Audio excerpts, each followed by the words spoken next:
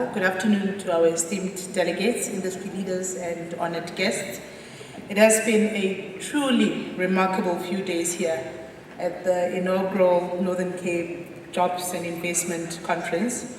We gathered to carve out a definitive multi-sectoral approach to advancing economic transformation through industrialization. And today we close with a clear pathway forward, driven by the overarching objectives to unlock large-scale investment, to accelerate economic inclusion, and significantly increase employment opportunities for the people of this province. We are not just talking about incremental shifts. The conference has set two strategic, undeniable targets, and that is to create 60,000 jobs, sustainable jobs, by the year 2030, and to grow the provincial GDP to 200 billion.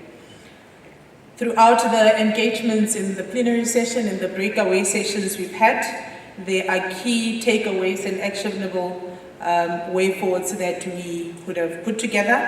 And on renewable energy and grid unlocking, the Department of Electricity and Energy, we received a presentation from the Minister himself, has firmly positioned the Northern Cape as a strategic renewable energy hub driven by our global competitiveness in solar and in wind resources. And the central thesis of our sessions was the absolute need to unlock the grid, allowing us to move from simply producing energy to becoming a global energy exporter. And to speed up access to finance and technical support, we endorsed the creation of Green Bankability Standard Assessments, which is led by the GTP PMO.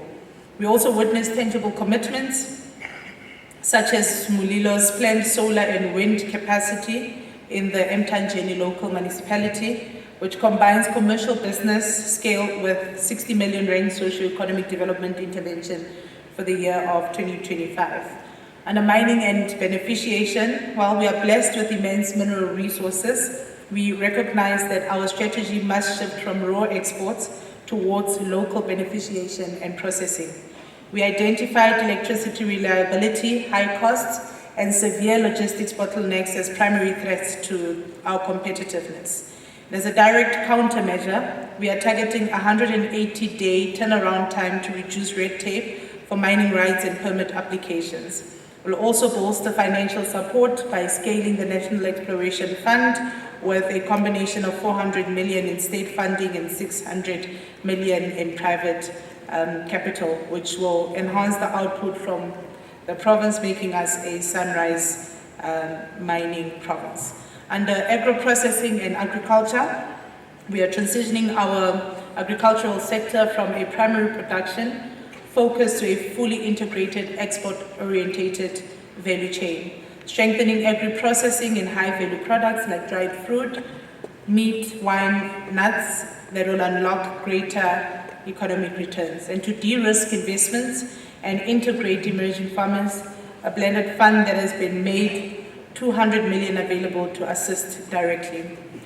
On tourism and high-impact investment, growth in our tourism sector depends heavily on a collaborative, investment-driven approach that prioritizes quality over quantity. We will fast-track catalytic projects like the Big Hole Precinct development, the Square Kilometre Array, and township tourism in Khalishiwe and Biasa. We must also scale MICE tourism as a catalyst for economic growth while enforcing local procurement to maximize local economic impact. On MSME empowerment and job creation, previously known as SMME, cooperatives are the central drivers of our inclusive job creation strategy, and the National Empowerment Fund has already shown that what is possible through blended fund that spent over 300 million to support over 322 transactions and created over 1,300 jobs. And to eliminate the major barriers these small-based businesses face, we will implement a one-stop shop model utilizing Invest SA OSS to reduce red tape through co-located government departments.